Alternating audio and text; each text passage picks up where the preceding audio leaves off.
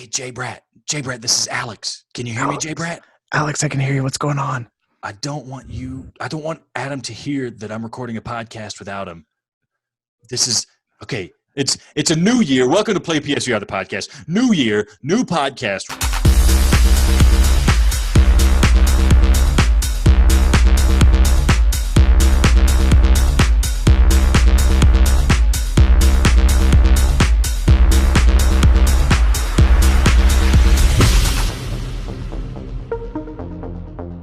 I have not discussed this with Adam. I don't know where Adam is. JayBratt, you're with me, right?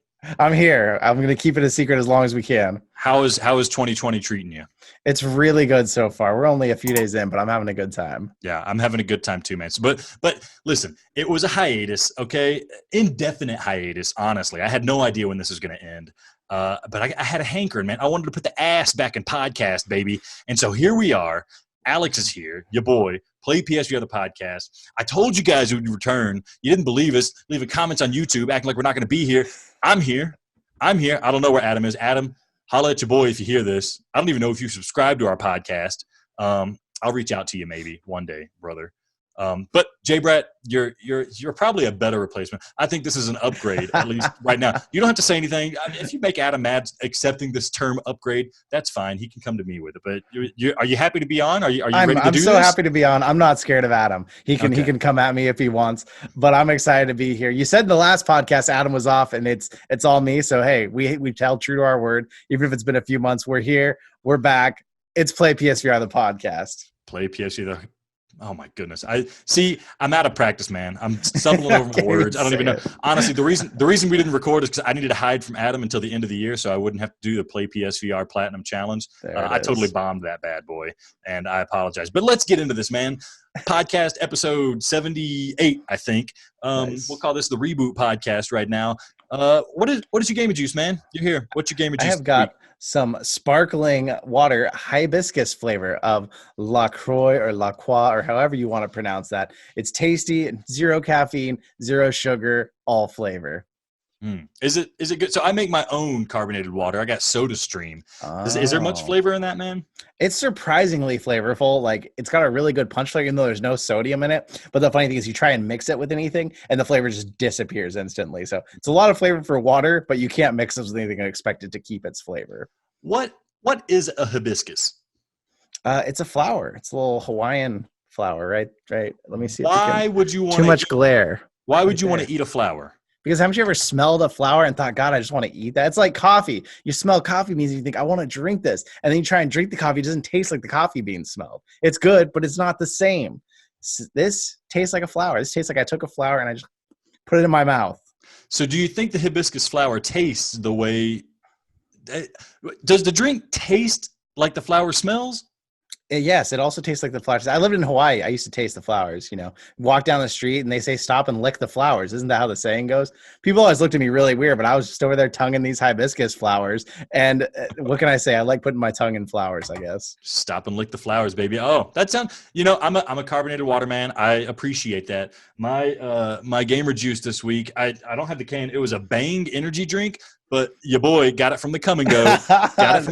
And I filled this cup with ice, and then I poured it straight into here. And as you can see, I've chugged most of it. I'm gonna be kind of jittery, guys. I apologize. So help me, JayBratt. I need you to help me keep the energy down. If I'm starting to go too fast, holla at me, man. I'm gonna tell you, take it down a notch. Take it down a notch. Take it down a notch, and I might get mad at you saying that to me because this is my show right now. Okay, let me do it. Anyways, let's recap a little bit, man. It's been a long time. I'll be honest. Last time we talked, I talked about the rabbit chewing through my cable. Yeah. I might have been able to fix it. I was able to play a little bit here and there, but I think my PSVR headset is dead and done, the version 2 one. I have an old version 1. So in this hiatus, I haven't played much PSVR. I've played a little bit. We'll talk about that. I've mostly been doing flat gaming as blasphemous as that is. But I need you to get me up to speed on PSVR community, man. I know we got Xbox announced their console recently, so that means Sony's going to be doing it pretty soon, hopefully. Hopefully we don't have to wait until May or something like that. But bring me back up to speed, man. What's going on in the virtual reality world and the PlayStation virtual reality world? I got to know what's coming, man. What have I missed out on? In your absence, everything's falling apart. At least if you get on Reddit, that's what they all think. So big thing that happened. There was the gaming awards that happened last month. Beat Saber won somehow again. It won the gaming award of the year for 2019. VR Game of the Year? VR Game of the Year 2019. Beat Saber somehow wins again. How was it? What was it up against? Oh my gosh, it was up against several good games. Asgard's Wrath was the big one on Rift that everybody loved, that I think it was up against. And a lot of people thought that one was going to win. And the thing that threw people was Beat Saber, in everyone's mind, didn't even launch in 2019. So they were like, how the hell did this happen? Well, apparently there's a loophole. And this is why, if you're going to launch a game, people, listen up. This is what you need to do. Drop your game in early access 1 year. Launch it on PSVR that same year. So you can get nominated 2018 Game of the Year. Now, when it comes 2019, pull your game out of early access and launch it again on PC. Now you get 2 years you can get nominated, 2 years you can win the award. And people were pissed because then Green Day played at the Gaming Awards. Everybody thought it was really random Green Day was there. Well, at the same time they announced, guess what? Tonight, the Green Day DLC for Beat Saber is dropping. And so it just made it look like this elaborate setup. Like, did it deserve a gaming award? I love Beat Saber, don't get me wrong. I love playing it. I think it's amazing, but it just seemed kind of sketchy that it won the award, that Green Day happened to be there, that their song pack happened to be dropping, and it was like, where did all this money come from? Everybody was like, we're looking behind the curtain. Something's weirder, something's fishy, and then all of a sudden it's announced, guess who bought Beat Games, the studio that makes Beat Saber? Zuckerberg. It got Zuckerberged. Facebook now owns Beat Studio, and you go on Reddit and the world was falling apart because they said, we're gonna lose PSVR support. We're gonna lose custom songs on PC. It's all gonna fall apart now. I don't think it's gonna get that crazy. I think if I was Jared Slotback, anytime someone makes a startup and you get bought out by a huge company, that's like the dream, right? So we should be happy for them. I don't know. I don't think the world's falling apart, but I do think that they may want to try and steal some exclusivity down the road. But speaking of that, Sony bought Insomniac Studios. Hey, so, yeah. Yes, they're making moves. They're making moves too. Everyone's trying to be strategic here. I'm excited about that happening. I'm excited about the community. I'm excited that Beat Saber won, but I do feel like, wow, that's kind of weird because it was out for most of 2018 on PC. It comes out in 2019 at early access, and they win an award. Did it win in 2018 as well? No, let me look. I'm trying to think of what game. It might have been, was it Astro? I think it was Astrobot, actually. It was Astrobot Rescue Mission, but Beat Saber was nominated 2 years running. Okay, so it was nominated last year. Yep. Okay. And then it won this year. Well, I think Astrobot deserved to win. Well, oh, yeah. Okay, let's say Beat Saber couldn't win. What do you think should have won? If you couldn't include Beat Saber this year, what do you think should have won? I only play the PSVR games. I don't really know the full library of games that should be nominated. I was disappointed that Transpose didn't get all the hype that I think it deserved. That came out in 2019, right? Transpose, that was an awesome game. It came out in 2019, I believe, right? This is great listening. I've lost my mouse now. I can't even Google stuff for us. Well, anyway. Transpose is on sale right now, so I'm actually going to get in on that. But we'll get to that later. Trover Saves the Universe, No Man's Sky. Now, there's a controversial one to be on a 2019 Game of the Year. But it's almost like a totally different game. Okay, it is. Okay. Blood and Truth and Asgard's Wrath. From the footage and everything I've seen, the reviews I've heard, I feel like Asgard's Wrath probably should have won it out of all those games, or Trover Saves the Universe. Beloved game, super awesome. I would have said either of those, but Beat Saber, I feel like it should have won an award, but I don't know about this. I don't know about 2019's award. I'm glad they came out in 2018, so I'm going to say that doesn't deserve to win. And it didn't even get nominated. Nobody likes it, man. Nobody likes it but me. I'm the only person who likes these games. Now I'm worried because I was going to buy it because I thought everyone liked it. Now that it's only you, that makes me think it's going to be like Vertigo Home. Listen, that should have been nominated. All right, that should have been Game of the Year. Should have been not just it shouldn't have been PSVR VR Game of the Year. Should have been nominated for Game of the Year. Should have been up there. Death Stranding. Just Game of the Year. Death Stranding. What? Fortnite. Vertigo Home, and I don't know whatever else garbage they brought out to go up against. Vertigo Home. I am digressing. Let's continue the conversation. So what else have I missed? So we lost Beat Saber Games. Beat Games. They got bought by Zuckerberg. We're probably not going to see Beat Saber 2 on PSVR. Personally, I'm okay with that. I was not on the Beat Saber train like everybody else was. I think it's because I'm too out of shape. I'll admit it. I don't have the fitness to play that game. I cannot fit that game in my life. It doesn't work for me. What else is happening, man? What's going? I just saw Espire 1 Operative came out. I was pumped for that game. What is the verdict? Do you know? The first verdict was, oh my God, what the hell did they do? Don't buy this until it gets an update, which we could go on a whole tangent about that. I hate that this keeps happening in the VR community. Mm-hmm. If you're going to launch a game and it's not ready day one, delay the launch on us. We're going to be pissed that you delayed launch, but we're going to be happier if the game comes out great. It gets great publicity. Everybody wants to buy it. Don't leave us with a game that's not quite right and then get us an update. The update did come. They got it out within a week. So like the big thing was that when it first came out, it had major blinders you couldn't disable and no smooth turning.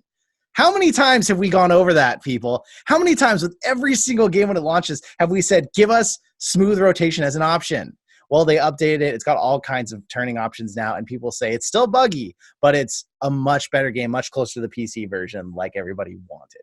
So the verdict is now buy it, but again, it had that minute where it came out and it got the bad publicity. We don't want that anymore in the VR community. We don't want unfinished games getting released and everybody playing it once saying, oh, this sucks, and they never come back. They don't wait for an update. They don't look for it. They just say, oh, I'm done with it.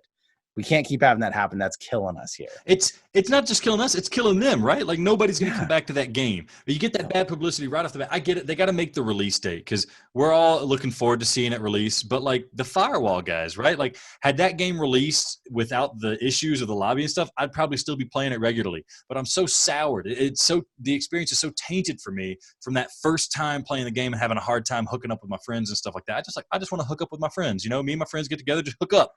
I want to do that. And I can't, and I don't want to go back and try it again because I can't be sure that they fixed it. I was so burnt last time. Is it better now?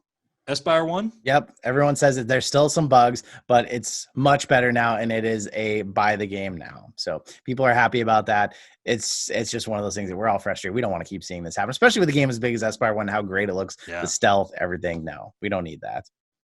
I missed that. I need to play it. So I know you probably have a list of things you're going to go over. I'm sorry, I'm trampling all over whatever you plan to tell me about. I got to ask, Gollum, was that good? Did that happen? Gollum happened. And so the general consensus with Gollum is this game, if it had launched at the launch of PSVR like it was promised, this would have blown everyone's minds. Everyone would have bought a PSVR. There's moments in it that people say are amazing, but yet 3 years into it, it's not as amazing. It's good and people are liking it. It's expensive. I think it's $40.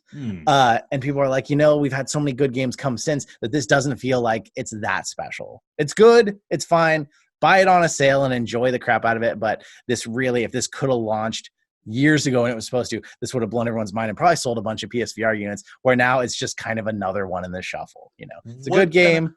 But it's on the list. What kind of gameplay is it? Because what I saw, I was just imagining it's good. Do you remember Infinity Blade that came out with the iPhone and iPad? I just thought it was going to be Infinity Blade for PSVR. Is that what it is, or is it something else? So I watched Will's review of it, and you probably all know the premise by now. You're this girl, you're stuck in the room, you're stuck in bed, and you're controlling these big golems. It's an action game. It's actually a lot more combat than any of the original trailers look like when you're fighting in it. And I gotta say, it looks good, but it's kind of slow combat. It looks like you don't really move fast and you fight off these other creatures. It's another action game, and it looks crisp. It looks clean. It's something that if this would have been here for us when we first launched, it'd be, but now it's like, it's just another action game. It's cool, but it's not going to blow anybody's mind now.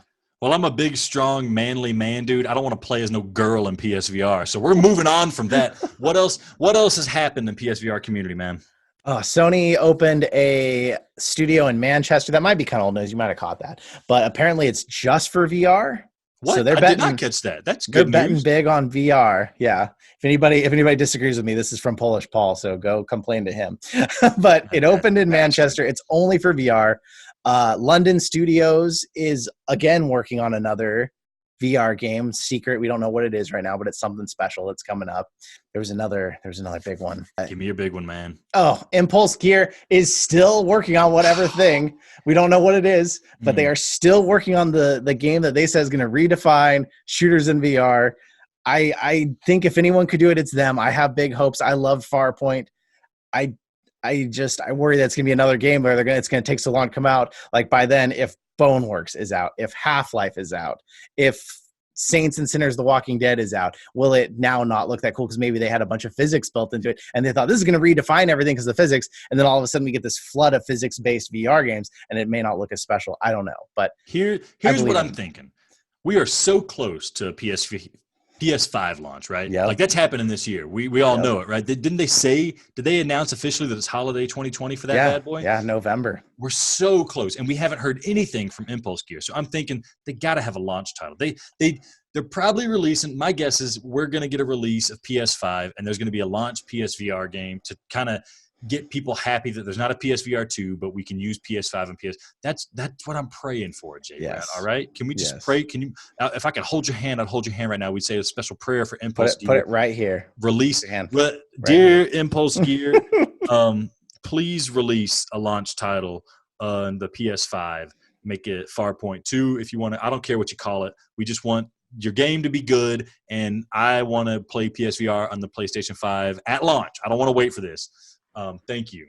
That's Amen. Yeah. Amen. Yeah. Not to be sacrilegious, guys. Sorry, but we had to do that. We got to put that out there so that it comes back to us. So that it comes to fruition. Okay, that's some big news though. So I was getting the feeling, just not hearing much here and there, that maybe Sony was going to drop PSVR. I don't think Xbox, Microsoft is looking for VR still.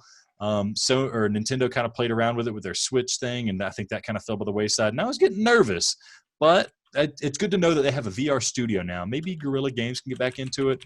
Insomniac, I hope to God they got purchased so that they're making a VR game for us. This is all good news. I'm feeling better about 2020 and the PSVR. I thought it was going to be a crapper, but it sounds good. Is there anything else you want to share with me? No, everything beyond that's just gaming news, so we can talk about that when it comes to the drop. I think I told you off the podcast. I've been playing Google Stadia, and it works really well, and I hope that Sony can do something. Like, I want VR to move into that because the powerhouse graphics are so good that way. For me, at least, I think the bandwidth could handle it in VR. If Sony could pull, they got the PlayStation Now infrastructure. If they could pull something like that with PSVR, it'd be great. Anyways, I'm digressing. It is time to talk about the Play PSVR Power A Play of the Week. That's right. They sent us the $10 item that my PSVR headset is not even sitting on anymore because it's broken and it's in another room, but I'm still pumping their name, Power A. You want to rest your PlayStation VR headset on a piece of plastic and also charge your controllers, which that is actually very useful. Get the PSVR Power A Power Station? I don't know. Power A makes it. It's great. I like it. It works Display well. charging stand. Display charging stand. We'll go with that. Put it in your living room, make people think it's just a decorative piece. What? You could put it on your head and you play video games? They'll be blown away every time it happens. The Power A Play of the Week is Audica by Harmonix. Audica. JayBratt, please tell me you've played it.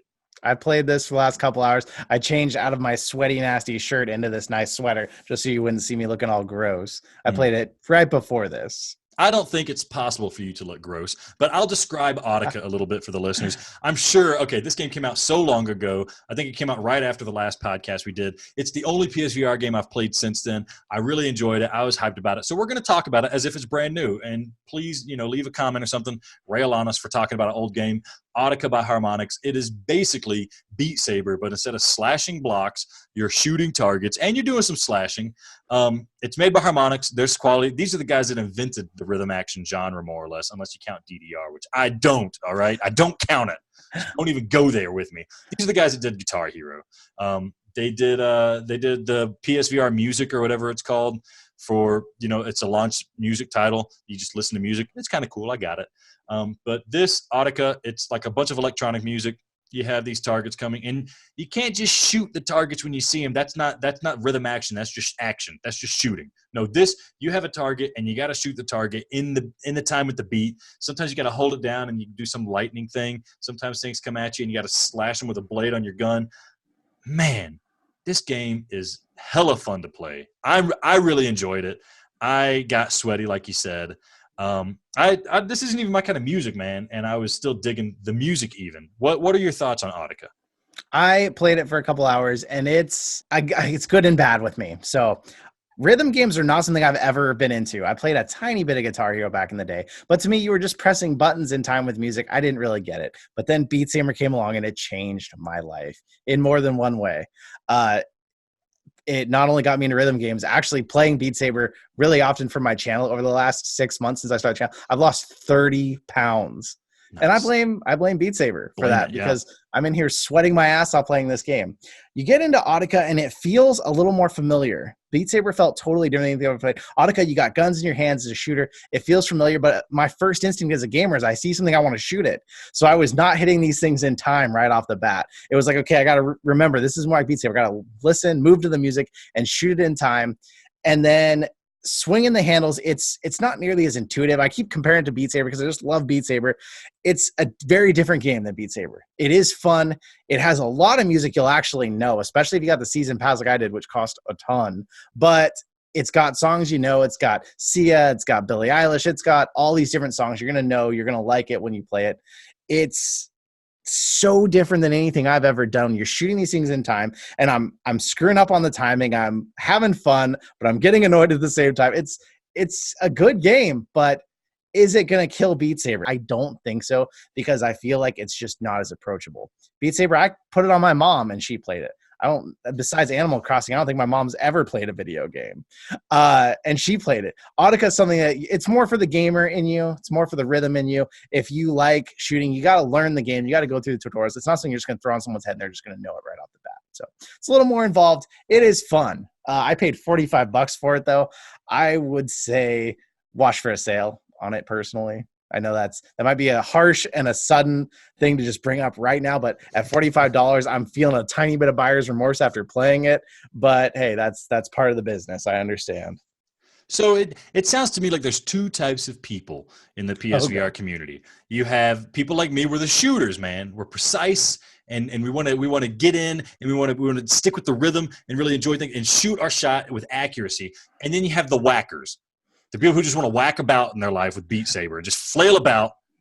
I didn't like Beat Saber that much. Whack off and on. Yeah, you're a whacker. I'm a shooter. I'm a elite sniper. I'm whatever the coolest way I can say I am. That's what I am. Liking Audica. I like Audica more than Beat Saber. I'll admit it. So we're two sides of. Are we two sides of the same coin? The coin is rhythm action. And I'm heads, which is the cool side that everybody wished, like George Washington. I'm like George Washington. And you're like, I don't even know what's on the other side of the quarter.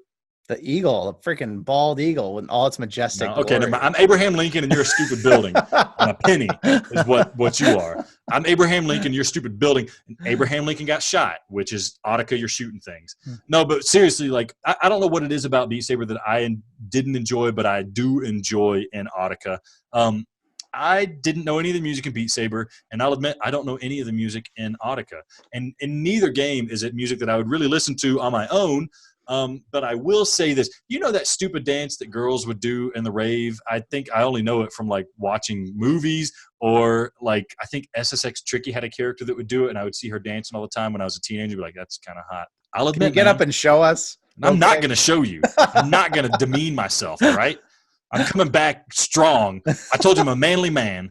Anyways, I play Audica, and I will admit, man, that game gets my butt shaking like those stupid girls in the rave, shaking their butt. And I told my wife, please do not ever watch me play this game, because all respect you have for me will go out the window when you see the way I'm dancing and twirling about. I feel cool because I'm shooting stuff, but she's just seeing my butt jostling to the side and how terrible and unsavory I move when I play this game. But I get into it, man. I get into it, and I was loving it. I bought the season pass too. I have no buyer's remorse. $40. There's a lot of quality content there. You could, like, change your guns and stuff. That was fun. You could change the sound of your gun. That was cool. It's extremely accurate. The tracking is really good.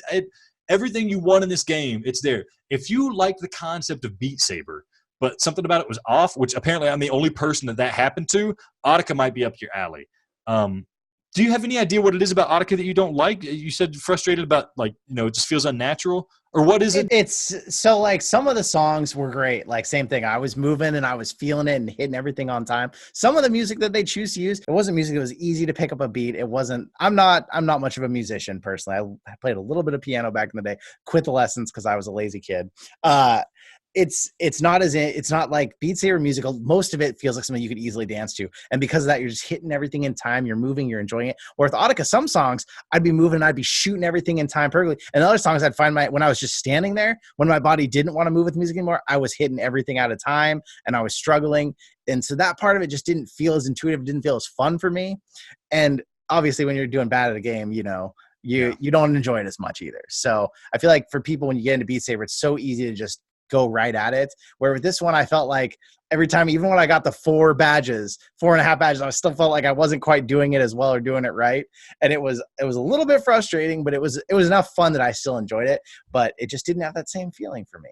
I mean, I don't know how to sell you on it, man. I'm not going to try to sell you on it. Does it have multiplayer? Do you know? I don't think so. It had something, I think, about party mode, but I'm guessing that might be the same thing. Like you said, where you just pass the headset around. I don't know. It did look like it had a spot for custom songs. I doubt on PS4 that link actually works, but I'm guessing on PC there's probably going to be a big influx of custom music coming. So that's really what made Beat Saber big. If it wasn't for that, it wouldn't be the game it is now. So that might help Audica too.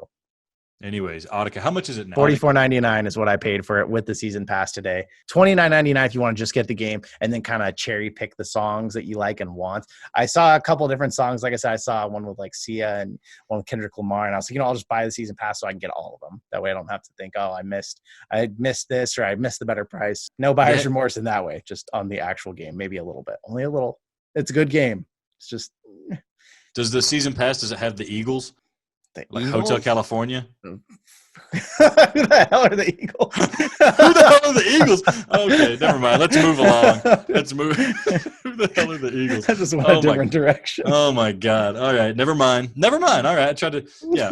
We're apparently in two different generations here, JayBratt. All right. Let's move along. JayBratt, we were talking about setting up this episode. You wanted to talk to me about the Beat Saber SUBPAC. Oh, look at this beautiful thing right here. What is this? This, for all of you out there who don't know what a SUBPAC is, imagine taking that glorious subwoofer your stupid, annoying friend has in his car that's shaking his car to pieces and rumbling the whole city and strapping that to your body. This pumps bass directly into your body, and this is a game changer when it comes to rhythm games. I played Audica with this on today. I play with this on every time I play Beat Saber, and instead of just hearing the music in your headphones, maybe you're getting a tiny little bass boost in there, you're feeling all of the bass and sound pumping into your body, and it's just incredible. It's an incredible feeling.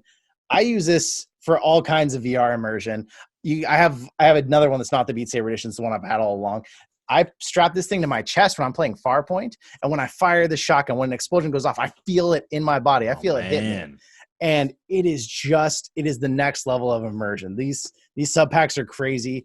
They're compared to haptic feedback. They're not necessarily haptic feedback because it only is based off sound. This doesn't have like pinpoint shots when you get gunshot or anything, but any big sounds, this translated into a feeling in your body, and it changed the game. The first time I played Farpoint with this on, I had already beat the campaign before on Farpoint, but I played with this on, all of a sudden, this sense of terror came into me, because now when the big spiders were walking around, I felt it. And all of a sudden, my body is saying, dude, if you feel this, you can probably actually get hurt by this.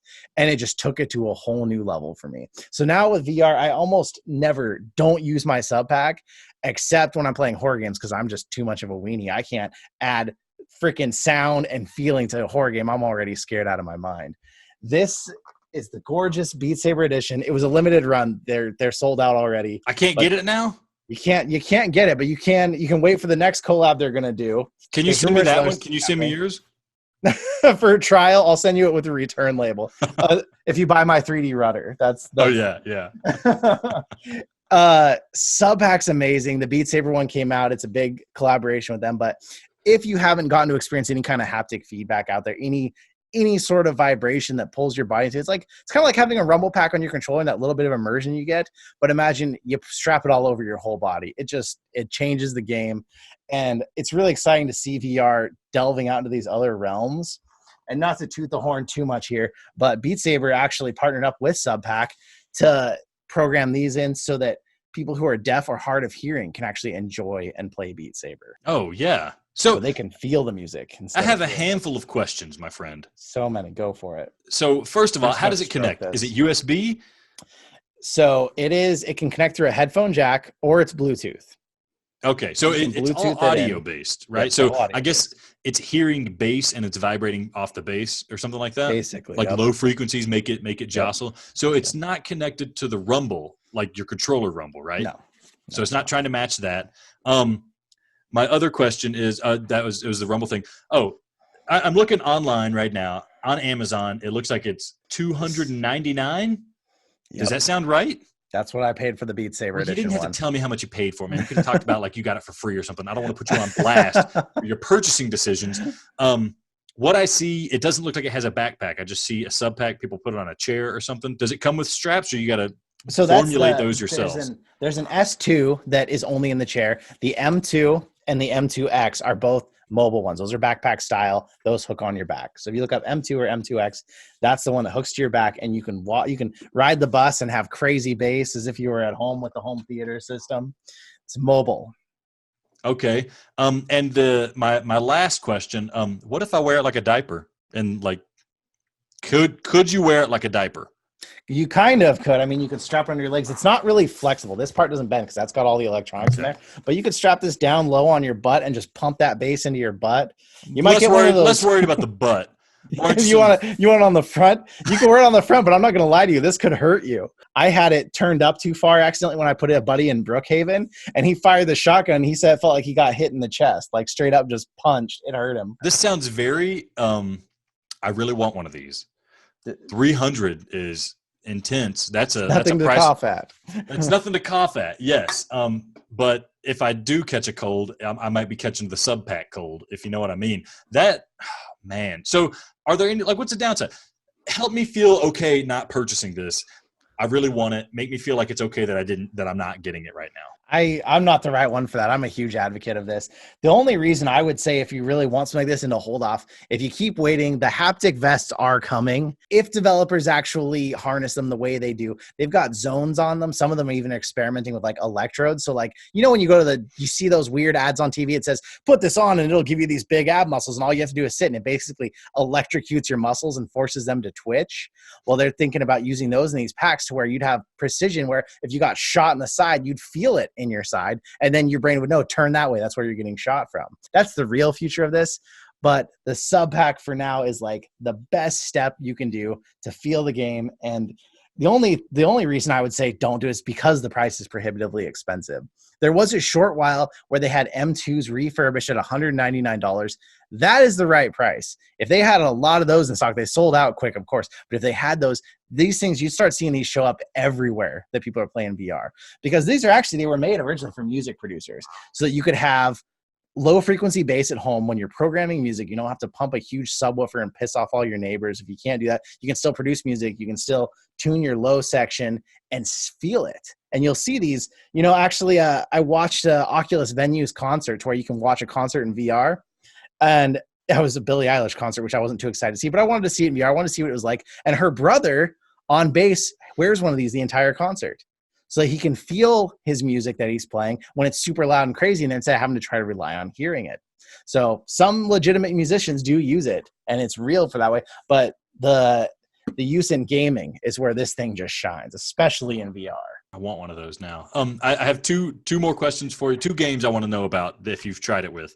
First one, you probably see this coming. Have you tried it with Rez? God, I should have seen that one coming. No, but it would probably make Rez more enjoyable for me, because if you don't shut remember, your mouth. I just want to know yes or no. I was one of the ones that didn't absolutely love Rez. I want to play Rez with it. It would probably be great, especially those later levels that are super bass heavy. Number 2, have you played Stunt Kite Master VR with it? No, there's not enough low frequency sound in that I think it would even kick. What if you could tie the low frequency sound to like the kite pulling at your heart, like pulling the string, and then it's just like pulling? I guess it's more of a push, right? That's the feeling, less of a pull. It's not. It's like it's hard to describe it. If you go and watch people's first reactions with it, it's almost orgasmic the way some people react. It's a little scary to watch the videos, I'm not gonna lie. If you go look and you might find something you didn't want to see. About wearing it like a diaper, baby. The way it pumps it into you, it's like you're feeling music inside your body. It's not even like it's not just like rumbling, smacking you on the back. It's like you have now become part of the speaker, and you are playing this music out into the universe, and you almost become one with the music. It's crazy. Now that I have this one and I had my old one, I put one on the front and one on the back and cranked up some music, and it was amazing. It was so good. But it wouldn't differentiate, right, between front and back. Like, I guess no, because it's sound based, right? So they both just rumble. Yep. That with a 3D rudder and like a steering wheel. And what else can we throw in there? Maybe some of those weird Mantis headphones or something. I have a set of vibrating headphones actually. So that's why do you need that? Can you wear those like a diaper? You could try. Sony Pulse Elites. These were seen as a gimmick back in the day. We're going off on a whole tangent here, people. Just stick with us. I promise this is valuable. These headphones, they came out and people were like, oh, it's kind of a gimmick. It rumbles and you wear it on your head. Put these on in VR and it changes it. All of a sudden, you're feeling the game. It's not just you're seeing it, you're moving your hands in it, you're hearing it. Now you've added the sense of feeling to it, which is it's a logical next step as far as the immersion of VR goes. And if I wear these with my SUBPAC, it's just I'm in it and I'm feeling it for real. And that's what I love. My question to you: what won't you buy as a thing for PSVR? Did you get the scented candle for Resident Evil? Dude, I got the Skyrim one too. They made a scented candle for Skyrim? Yep, and I have it also. As far as PSVR goes, I am such a lover. I have bought like almost every peripheral imaginable for it. Like I've wanted to do it. It's one of those things that like gaming was starting to get stale for me. I was like, oh, maybe I'm just aging out. I'm not gonna be as in gaming. I put on a VR and it was like I wanted to do everything. When it first came out, I bought everything that came out. I didn't care what it was. I bought everything every week that came out. I wanted to experience it. I have a steering wheel with a shifter. I have a HOTAS. I have the pedals for the HOTAS. I have a 3D rudder. I have the SUBPAC. I have a Wooger strap, which is like the SUBPAC, but much more small. It's just a strap that goes around you instead of the huge one. I mean, I went crazy. I'm not going to lie. The amount of things I bought for VR is ridiculous. I'm the same way with the VR. When you get into it, you just want to keep taking it to that next level, right? So it becomes a full-blown, video gaming kind of felt like a passive hobby for me for a lot of my life. I mean, I played tons of video games all the time. It's what I did when I had like a free day. But then it becomes a more active hobby. It becomes an addiction when you get into VR, honestly. Yeah. Did you get the Zephyr, the thing that blows wind at you or something like that? No, I never saw it somewhere. Those got taken off the market, didn't they? They weren't allowed to sell it. I think they didn't last long. But of course, I have fans in the room that I'll put on with for games like Windlands and stuff, add that little bit. Plus, it keeps you cool. Helps keep you from getting sick. If you don't know that out there, if people get sick in VR, put a fan on them, and it helps immensely. See, I wonder if the SUBPAC might help with that, like just a little more presence, Maybe it would help you. The SUBPAC might, the vibrating headphones do not. I can confirm that. Something about shaking your inner ears along with everything else. If anyone gets sick, I don't put those headphones on because it just messes them up twice as fast. But in your back, yeah, if your body thinks you're actually moving and feeling it, that's where the disconnect is with this whole thing. So it could be better. They just need to make something that like picks when you teleport, it just picks you up off the ground a little bit, like a pulley system, a PSVR pulley system that just picks you up off the ground. Like when the kids bounce in those little bouncy things, we need adult size ones so we can bounce in those. Yeah, what other stupid stuff can I make? I want all these peripherals. I say stupid. I'm the stupid one for not getting them. I still want to try the 3D rudder, even though you kind of poo-pooed it last time. I was going to go get a shipping quote and see how much that would cost to send it to you. Don't do it, man. I don't have the time for it. I barely have the time to make a podcast. I'm just hoping you'll buy mine if I send it to you. That's what I'm shooting for. You want me to, you're trying to off it on me. Yeah, $50 maybe. I don't know. Oh my God. Oh, anyways, okay. A little behind the curtains. We have a script that we're running off of things to talk about. We talked about everything that's happening in PSVR, right? Well, you didn't fully cover, you kind of hem-hawed it and jerked yourself off of there and didn't really come up with a good reason why it hasn't happened. What's happening? Where's Adam? We haven't really touched on it. Tell us the truth. You guys got in a big fight.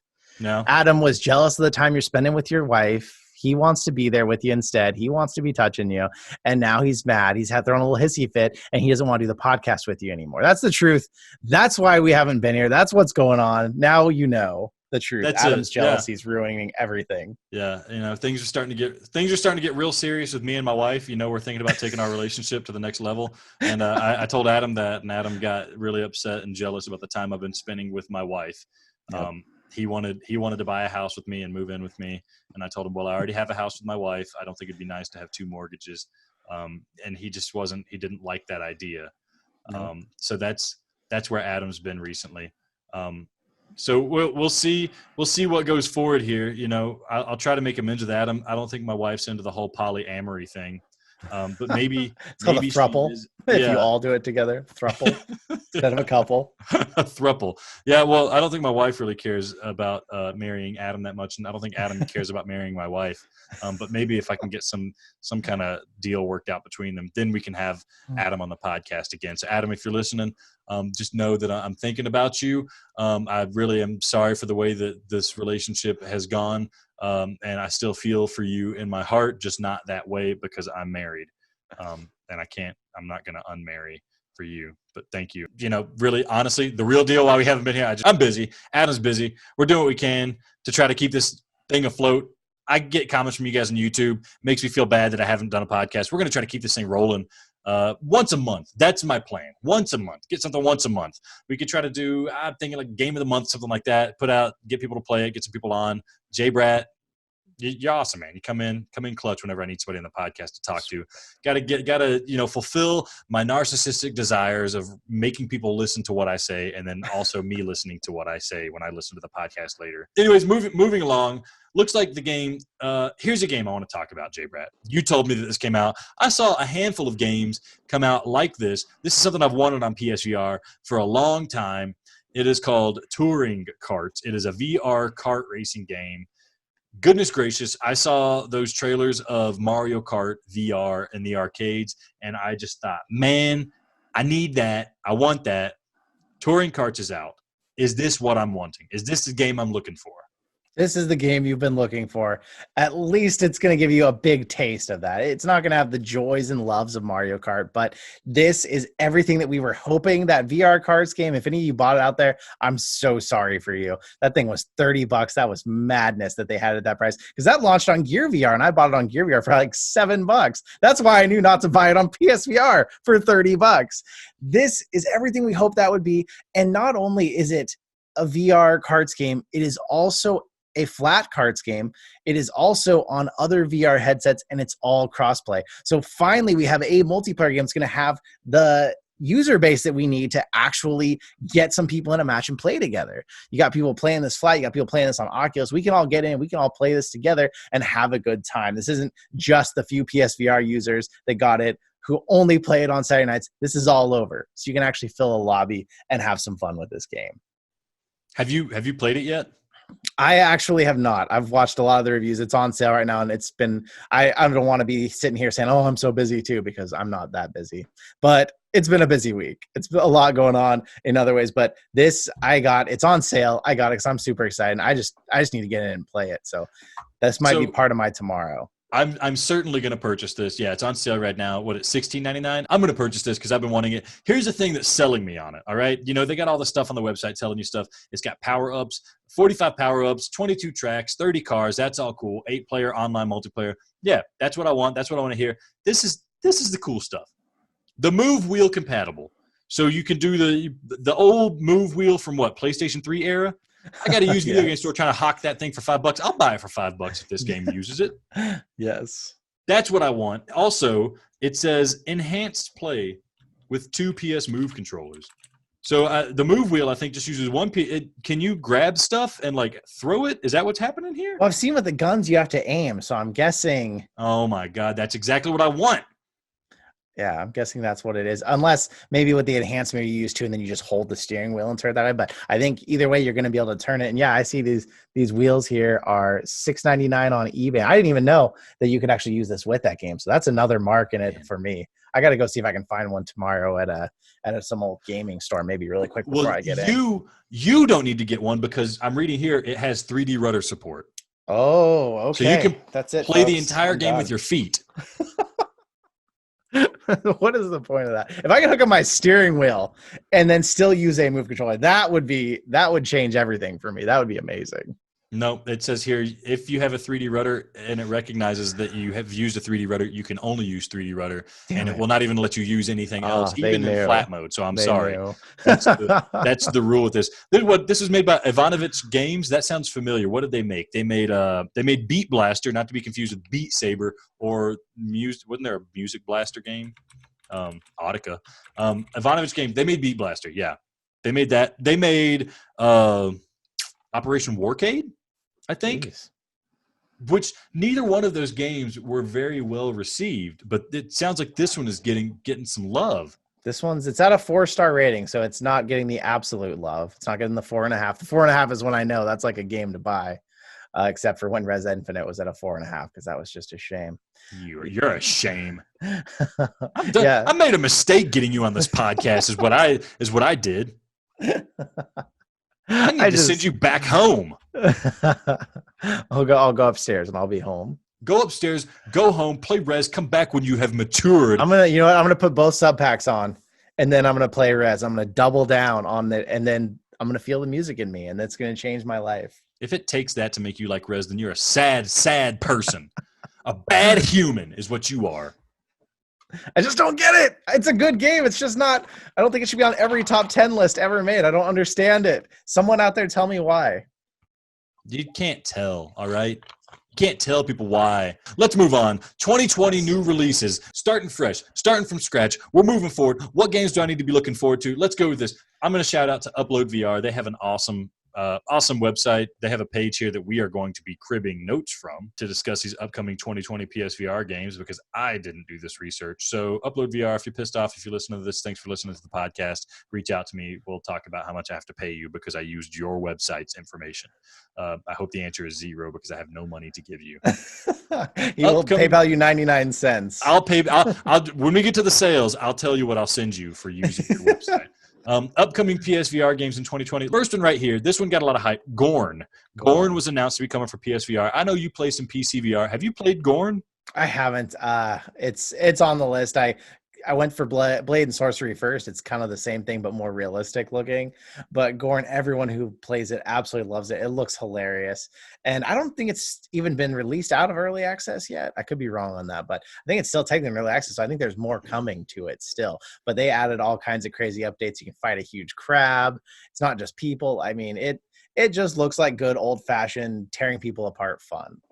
What else are video games for? It looks fun, but I get wary of these games that are early access on PC, and then they come over and then they just don't live up to the hype on PSVR. There was some game that everybody was hyped about, and it finally came out, and it was kind of like a turd.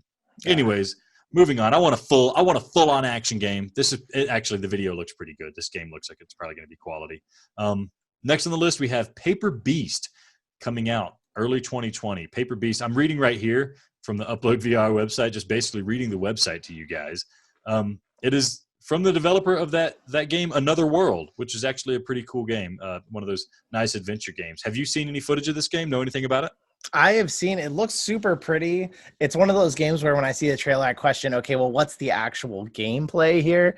Because it looks gorgeous. It looks like you're setting this beautiful scene and you're changing the landscape for these paper animals or whatever it is. It looks really pretty, but I always worry with games like that. Is this going to be a walking simulator? You know, we have enough of those. Have you played Another World?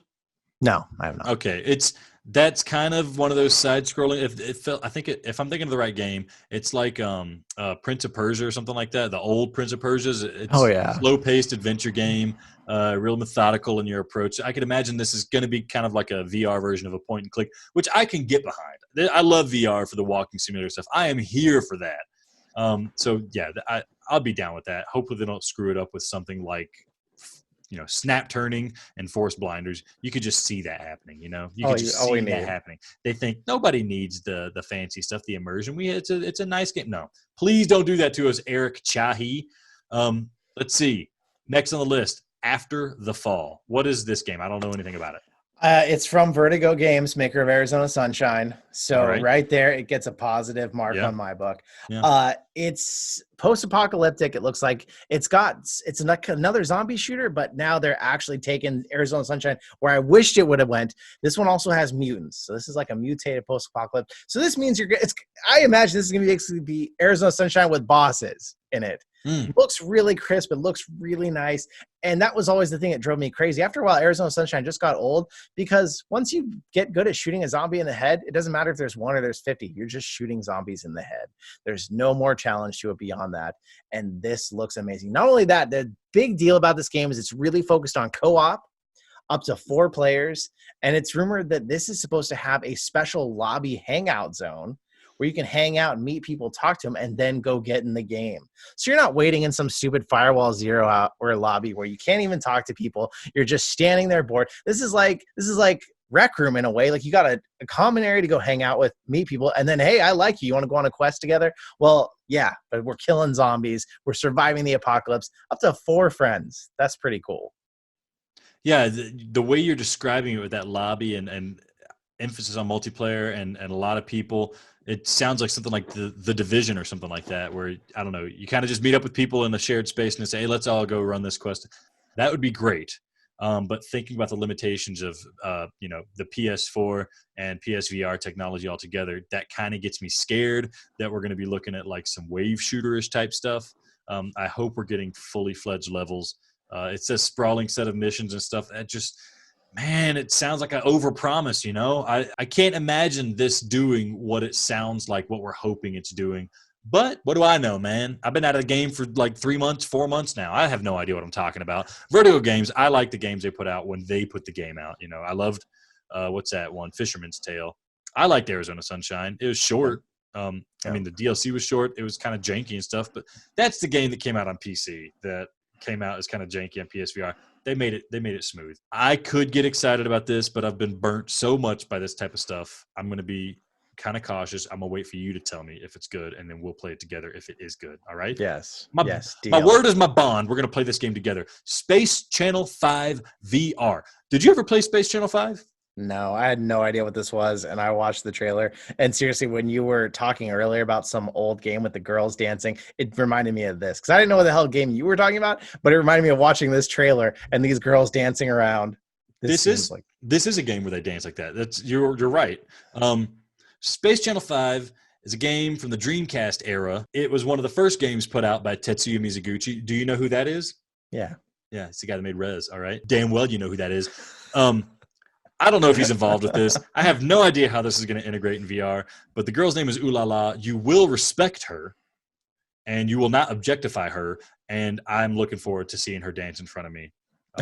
And that's respecting her. That's not objecting her. We right? Respect women here on the Play PSVR podcast. It's really, the game is like it's glorified Simon Says. You're going around fighting these aliens, and you're a news reporter who's like fighting aliens and trying to send them back to their ship.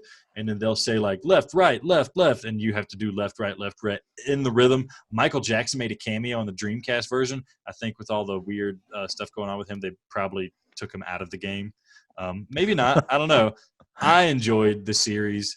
I'd probably enjoy it in VR. I just don't know what VR is going to do to make it better, other than just giving it more presence, which I don't know how the game would improve from that. Well, what throws me looking at this trailer, so at one point the girl, she's dancing with her arms, but then she stops moving her arms and she's just moving her hips.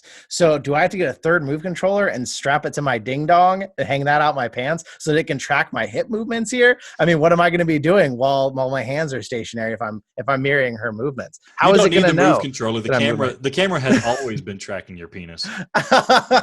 It knows. It can see it. Okay. Yeah, it uses infrared heat sensing technology.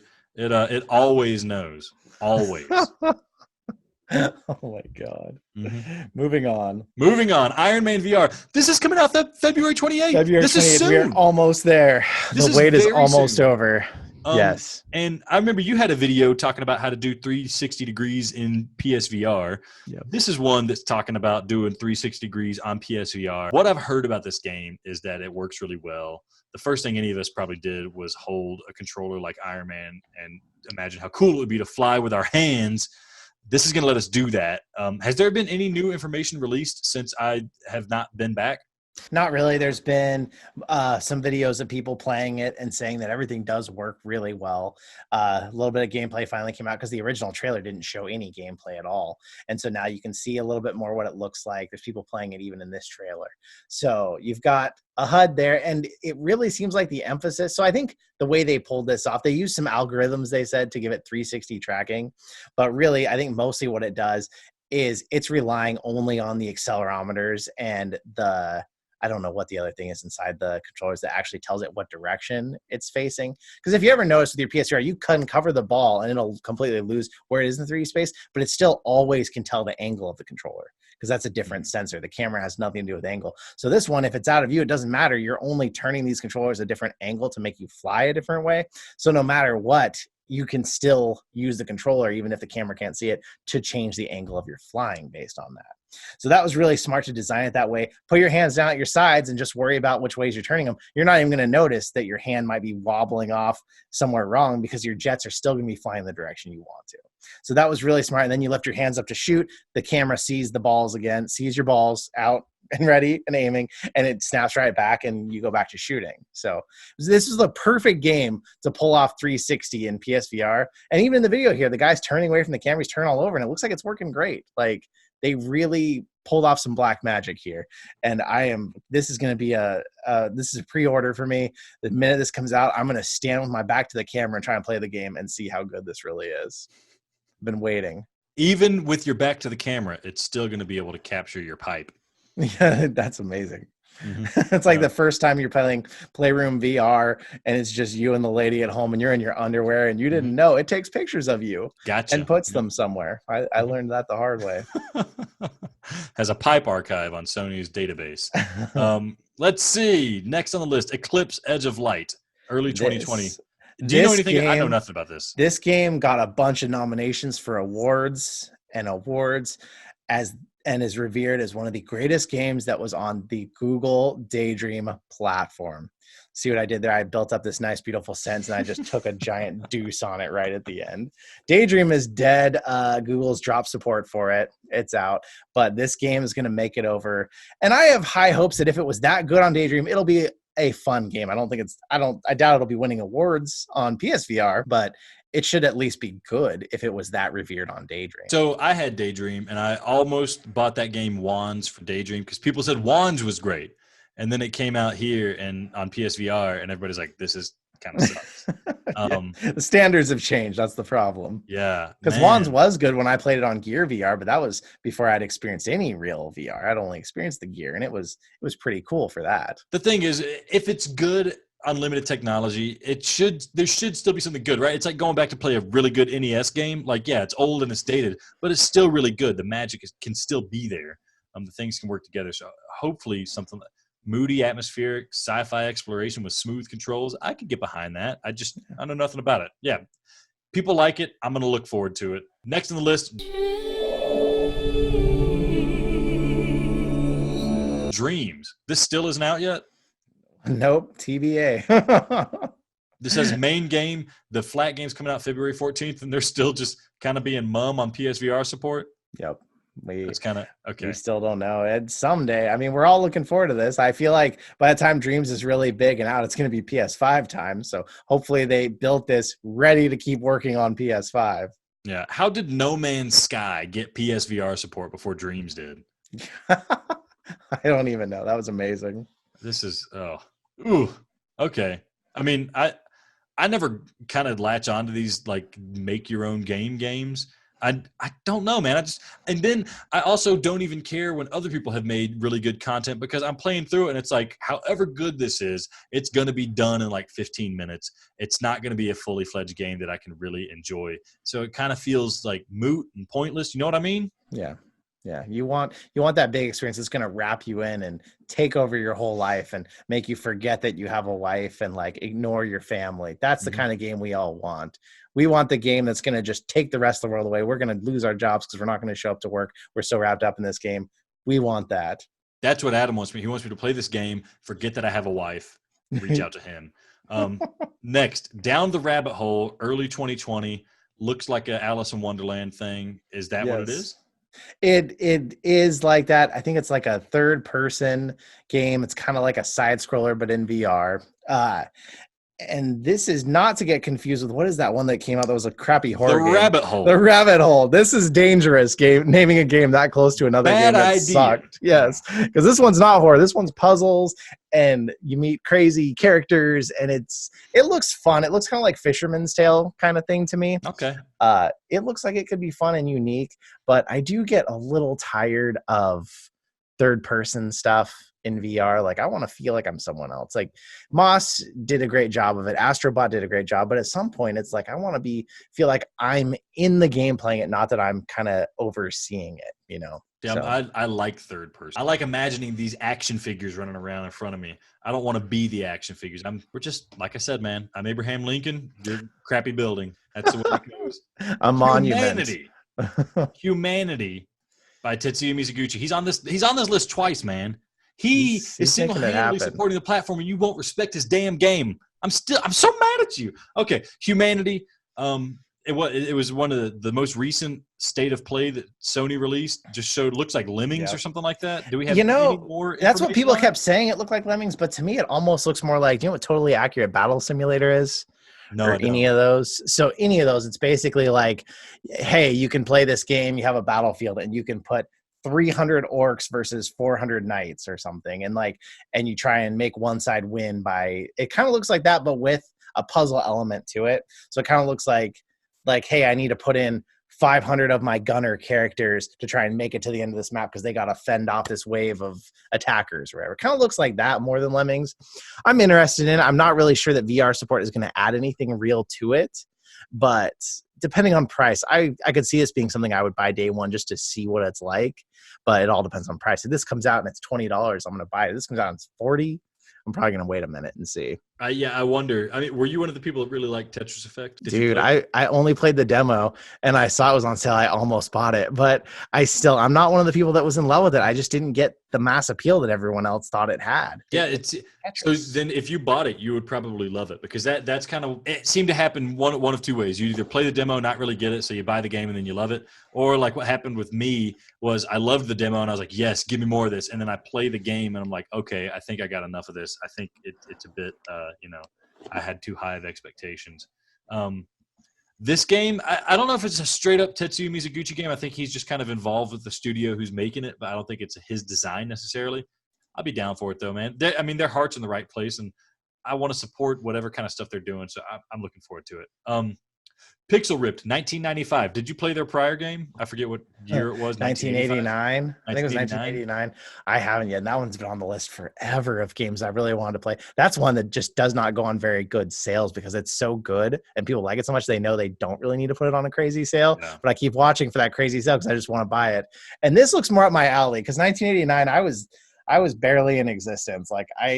I didn't play a lot of the really old games from the 80s when I was a kid. I more played 90s games. So this feels to me like exactly what I would want because this would feel really, really nostalgic. So Pixel Ripped 1989, it was awesome. It was almost like watching a really surreal, crazy movie.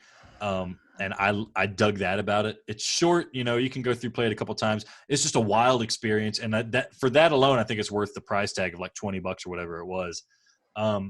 So I'm on board for doing it again. Although looking at the thumbnail for this video, it looks like it is reusing a location or something. I hope that's not true. I hope it doesn't reuse too many assets and stuff like that. The game's really fun because it's like part of it you're playing Game Boy while having to deal with distractions outside of the game, and then other parts you're just straight up playing a game. It's a fun, goofy, wild time. This is one that I'm excited about. The Room VR, A Dark Matter. Coming out in early 2020. So have you ever played these games? My wife was addicted to them on Android. I played it on my phone. And they're awesome. Yeah. I love these games. And I from the beginning of PSVR, I was like, man, it would be great if they made The Room a VR. And here they are. They're making it. Happening. It's happening. I don't know what else to say about it. These are, you get little puzzles. The first one, I think there's a box in a room, and then you open up the box with the different sides of the box have different puzzles, and it gets crazy and it gets dark, and it kind of feels like something bad is happening. There's like a serious, a serious theme of like murder and then death or something, but none of that really got fully realized, and kind of kept things kind of lighthearted too, make you want to keep playing. I don't know, just a spooky game that's not trying to really scare you too much. Yeah, it's not going to have any jump scares. Before we go any further, what I want you to do is I want you to not scroll down the page much further. This game, Solaris. I want you to start the trailer without reading what it's about. Okay. This is a moment right here. We're going to have a moment because I want to get some impressions in this before you realize too much about this game. Well, right off the bat, it's made by First Contact Entertainment. There it is. That's it. Yeah. Okay. So is this Solaris off-world combat? As in, like you get off the world and there's no combat because you're off the world where the combat's happening. You're just hanging out off world, talking to your friends, you're just waiting for a lobby watching it to fill up. happen. So this is something for those of you out there who know, probably many of you, who PSVR Frank is. This is the company that he kind of left YouTube to go work for, and then just the other day he said that he came back and made a quick video. He said there's something really big coming in 2020, and I'm guessing it's this. This is probably what First Contact has been making as their follow-up to the incredibly popular lobby waiting simulator game Firewall 0 Hour that we all love standing in and staring at people and watching them cycle in and out of the lobby because they get bored waiting for the game to start. So this, I don't know. I mean, First Contact did something kind of special with Firewall 0 Hour. It looks like they're getting out of the PSVR exclusives, and this is going to come out on every VR headset. Is this going to be amazing and different? I don't know. I feel like Firewall had really lofty hopes, and it just kind of seemed like once it came out, it seemed like maybe their team was just too small. You know, they needed more people fixing bugs faster than they did, and it just didn't happen. But this game, the trailer here doesn't do enough to show you about it. And for what it says, I mean, it's a fast-paced action game. It looks like more of a team. Looks like you do missions together rather than just being a shooter. What do you think? First Contact hasn't built a lot of confidence in me, so I'm nervous. So, I mean, yeah, I give First Contact credit for making Firewall 0 Hour, and it was really fun when it worked. The thing is, that's a known formula. You know, everybody knows just do Counter-Strike in VR, and it's going to be a good time. So it's not like it really took a lot of creativity and good know-how in game design to make that work. And oddly enough, the things it does differently than Counter-Strike, the game design that they kind of took charge of, they crapped the bed on with the whole lobby system and things like that. And the weird not round-based stuff that they did. This says that they're leaning into the arena shooter genre with fast-paced action. How about you just give us something with both, you know? Like, give us team deathmatch rather than this weird thing that we have to do in Firewall 0. Like you said, not much confidence. I'm probably being too pessimistic. Here's the thing. Space Junkies did it great. Space Junkies is fantastic. I love everything about Space Junkies. It works beautifully. I just want that. I want people to play that. Maybe give us a single-player mode as well. If this is multiplayer only like Firewall 0 Hour, I'm not into it. There's not enough audience, especially on PSVR, to fill these lobbies and to keep this interesting. And I can see this going the way of like Telefrag VR, where it's like maybe hot for a week and then it dies a sad, lonely death. And you play that one kid whose grandma bought him that game for Christmas. It's just you and him. He's way younger than you, and you're not supposed to be talking to him, but you are because you're lonely too. And it's the only chance you have to play this game is this 12-year-old kid. I feel like this is a start to a really bad story that I don't want to hear the end to. Merry Christmas, Jonathan. It's the 12-year-old, yeah. Walking Dead, Saints and Sinners. Q3 2020. That's quite a ways off. We might not even be alive then. What do you know about this game? It looks like... So Boneworks was a big one that just came out. Everybody was super excited about it having physics-based combat. This looks like they're taking that to another level. In the trailer, you can see a moment where you grab the zombie by the throat and they have a bottle in their hand and they break the bottle on something and then they stab that broken bottle into the zombie's head. And that's the big thing I think VR has been missing all this time is we're in the world. Everything needs to be interactable now. It was one thing when you were playing a game character in Grand Theft Auto and you're running around and there's desks with crap all over and you don't care. You don't want to touch stuff on the desk. You want to go shoot someone in the street. But now I'm in VR. I want to be able to touch everything in my environment and mess with it. And that's what we need. And that's what it looks like they're going to try and do with this. You can use all kinds of weapons. You can kill zombies all different kinds of ways. You can scalp them if you're a psycho. You can dismember different parts of them. You can destroy these zombies any way your mind can imagine doing it. Like this could be so cool. And again, I know be wary of big promises, but I feel like from the trailers I've seen and the gameplay, this is just going to be a blast. I'm super excited for it. There's climbing. Climbing is the thing we see all the time. There's a lot of mechanics that just work with the environment in the world. And the animation style, it looks like it's taking just a little bit of that Telltale Walking Dead kind of cartoony style, which works so well in VR. You play Borderlands and you're immersed in a second because you don't care about the graphics anymore because it looks right. It doesn't look like, oh, it's just trying to look real. It doesn't really look real. This looks like it just looks right. And it looks like what they're doing here. And plus, I just love zombies. This is right up my alley, and I'm super excited for this. This is one of the games of the year I am looking forward to the most. It's a ways off, but it says here it's developed by Skydance Interactive, who did Archangel. Have you played Archangel? Yeah. Archangel, that was the on-rails mech combat one. Yeah, man, I loved it. It's great. Okay. I thought it was great. You didn't care for it? No, I feel like I feel like it was pretty good, but I feel like it didn't blow my mind. Like, yeah, Mr. Subpack. Played again with the Subpack. Yeah, I didn't have a Subpack then. That's a game changer for everything. That could save many games. I won't. Basically, you only like VR games where somebody's touching your body, is what it sounds like. Well, I like it a lot more. Fair enough. Fair play. That's why the fleshlight is getting integrated USB for Little Star. There you go.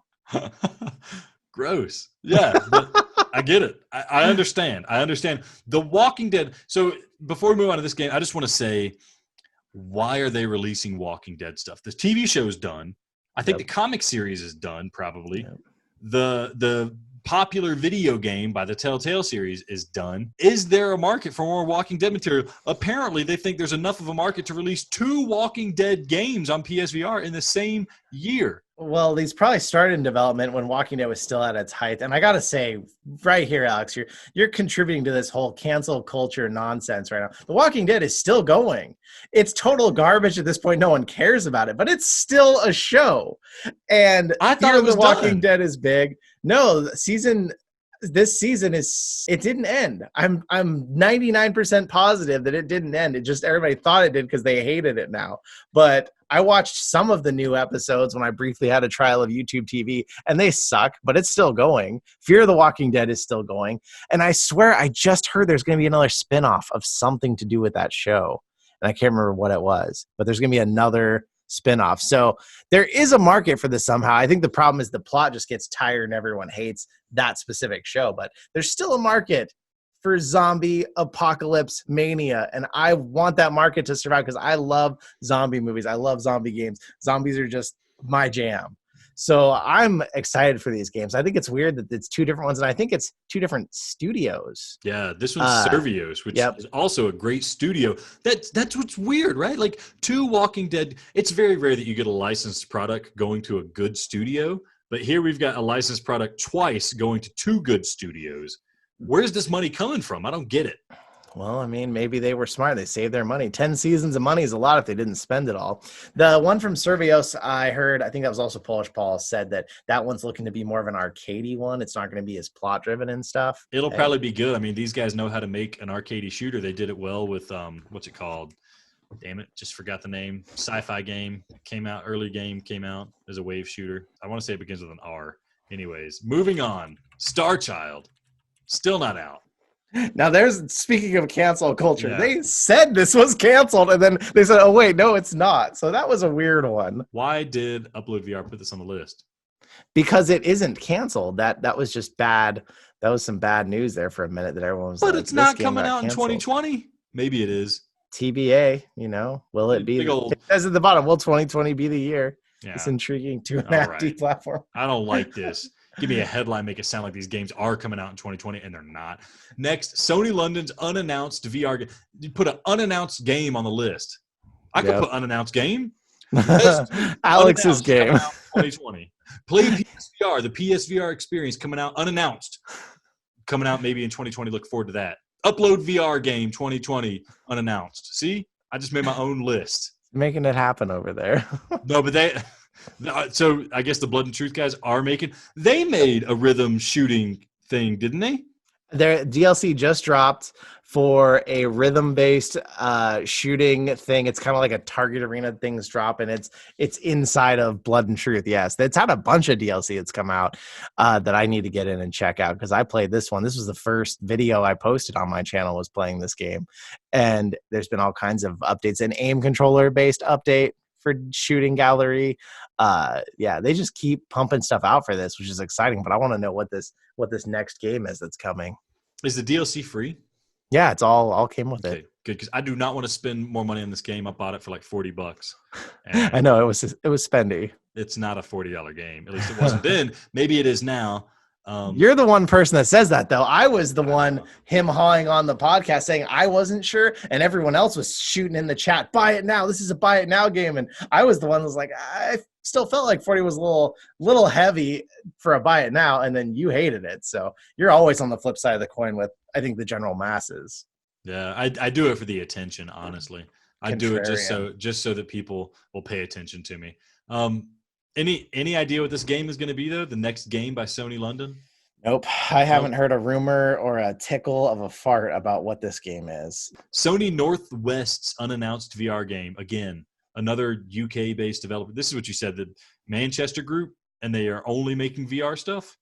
Yep. Yeah, that's what I heard. They're only making VR stuff. And again, we don't know anything what they're doing, but if it's funded directly by Sony, I think at least at this point we can trust. If it's funded by Sony as a Sony exclusive, it's going to be, at least to the masses, a good game. Blood and Truth was pretty well lauded as a good game by most people. Astrobot, I mean, it's hard to find someone who didn't love that game.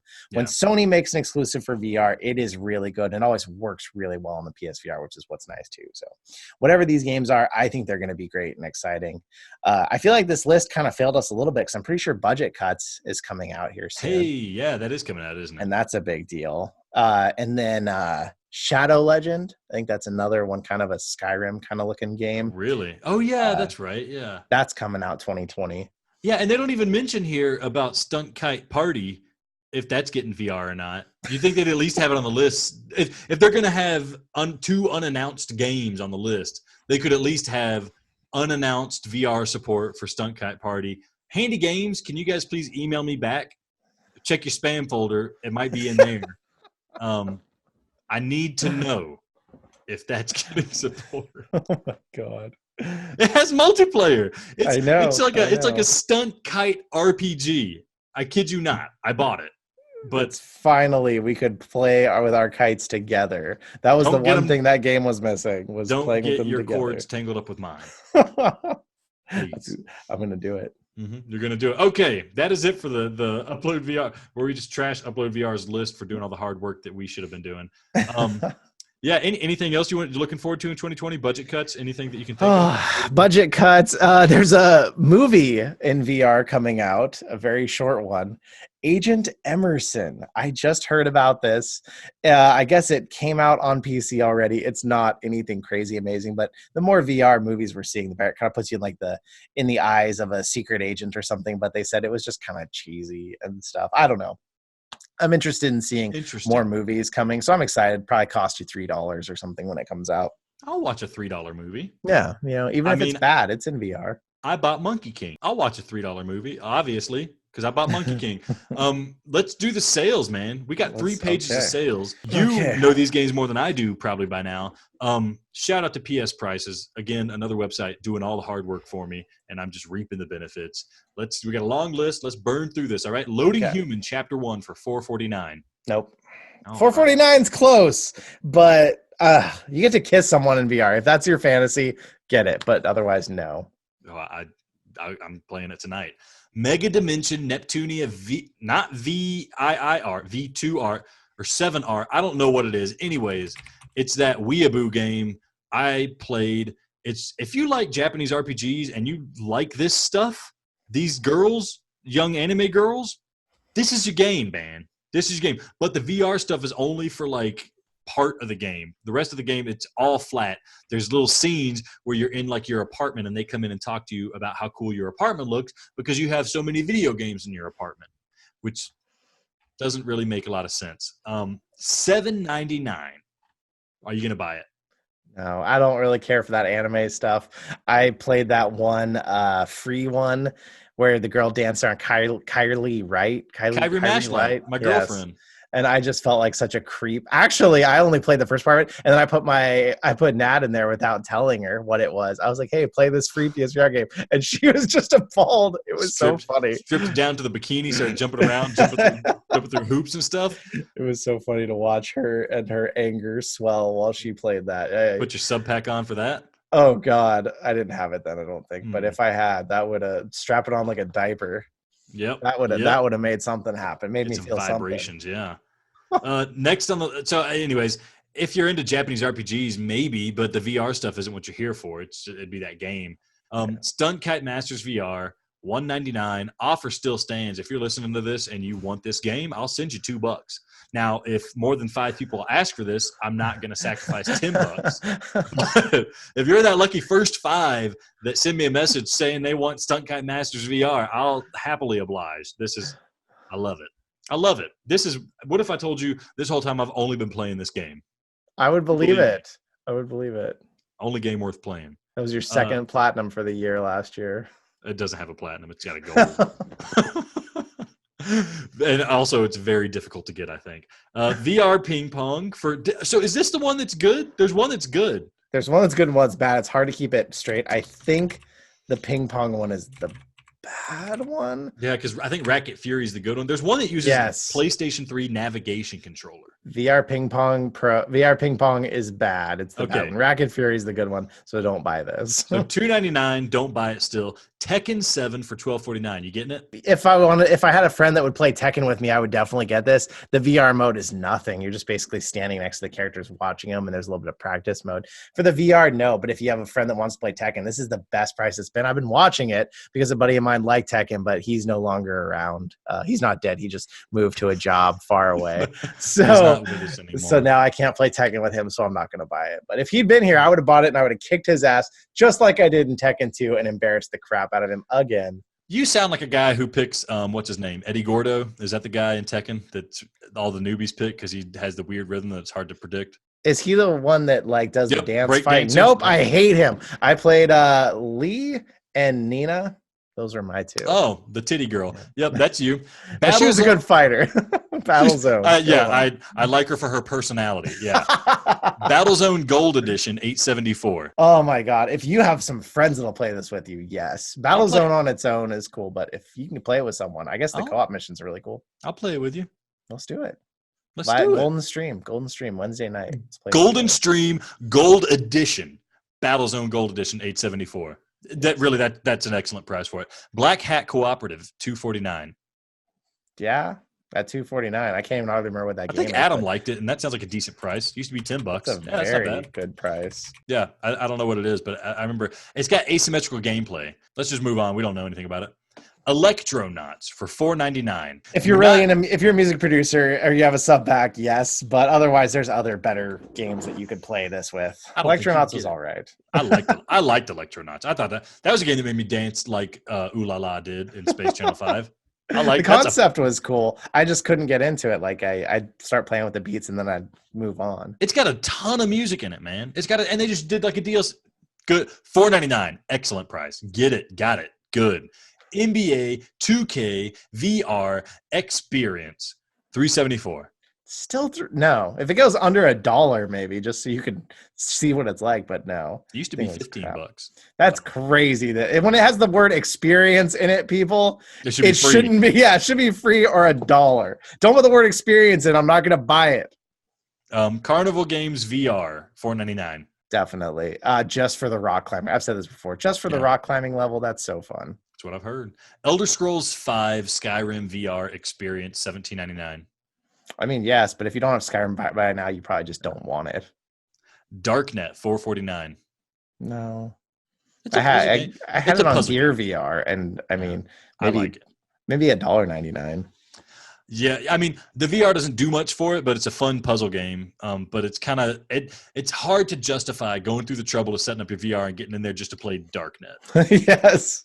But Darknet is a fun game, so I enjoyed it. So you guys know what I'm saying now.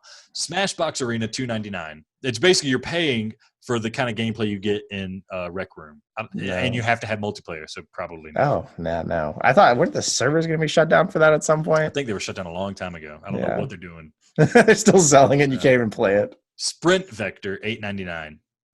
Yes, if you have friends who own it, definitely, but there's not going to be any online community left for this by this point. I don't think, or they're going to be really good, but this will get you sweaty. I'll play with you. This. Let's do it. We need to make a list. Let me keep promising you that I'm going to play these games. And that'll never happen. It only took me 3 months to get you to play Farpoint. Yeah. So now we got Battlefield and Sprint Vector. We got a list. Let's make it. This is what I'm talking about, man. Game of the month. First game could be Battlezone, Gold Edition. Second game can be Sprint Vector. Third game, everyone can watch me play Stunt Kite Masters VR. That sounds good. I'm making a list. Check it twice, man. Doom VFR, $8.99. Yeah, that's a fair enough price even for how glitchy it is. Yeah, it's a really good. It's really fun. It's really fun. It has aim support, DualShock. Play with the DualShock if you don't care. It's good. Operation Warcade, $5.99. Did you play it? I have this game. I played it for a few minutes and I didn't get very far in it. I have it. I haven't touched it. I tried so hard to get Adam to describe to me how this game works, and he failed every single time. I have no idea what this game is, but I have it. I bought it because I'm an idiot. I think it has an easy platinum, maybe. Batman Arkham VR, $5.99. Definitely. That was worth the $30 I paid for it at launch. If you care at all about Batman, you're just going to be in awe of the world around you. And it looks so good. I can't believe how good that game looked for being a launch game. It's amazing. Sports Bar VR, $5.99.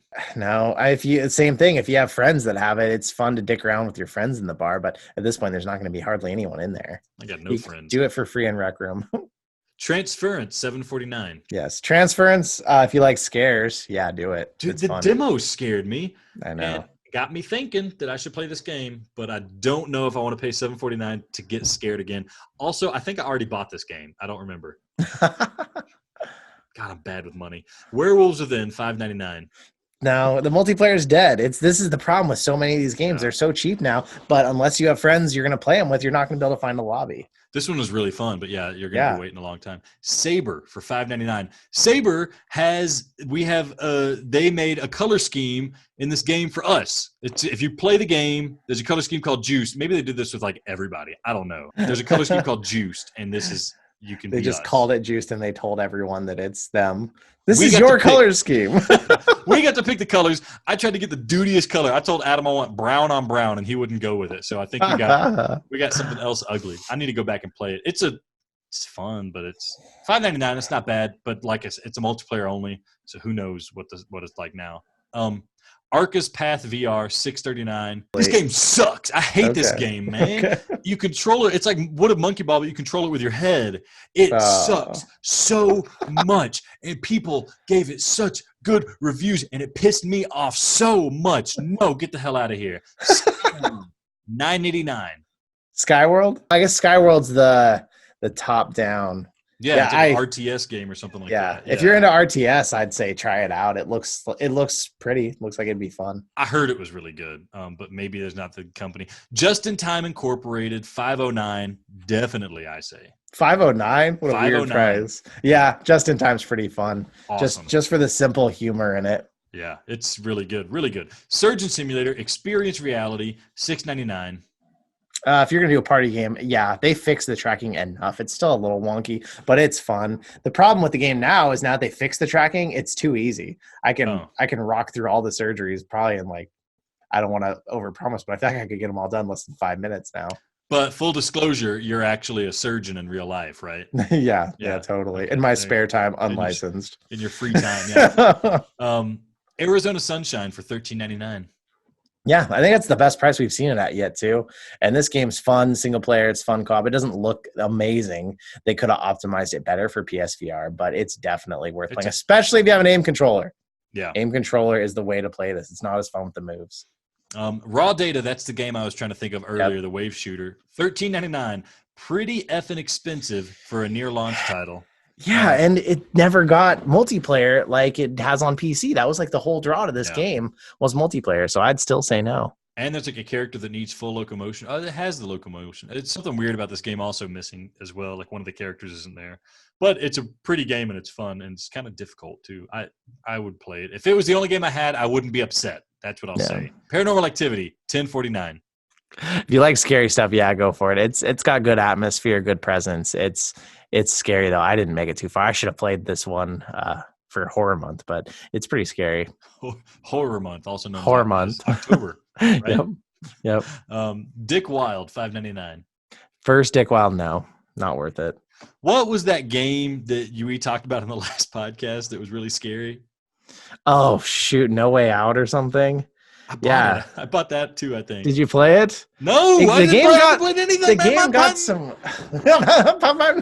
The game got some bad publicity. Some people really hated on it. But is there something like racist in it or something like that? No, it had click turns, which I said that bugged me. Like, come on, people, we're past this. But the shadows and the textures and the lighting in that game, something about it made it just seem so real. Like it freaked me out bad. It was. I'll trust you. Scary one. No Heroes Allowed VR, $11.99. I think it's like Corix, but single player maybe. Anyways, I bought it because I heard the Platinum was easy back when I cared about Platinum Challenge. I should play it. It's probably good. Looks a lot prettier than Corix. Corix was very basic looking. Furry VR Wild Encounters, $7.99. No, just no. Torn, $11.99.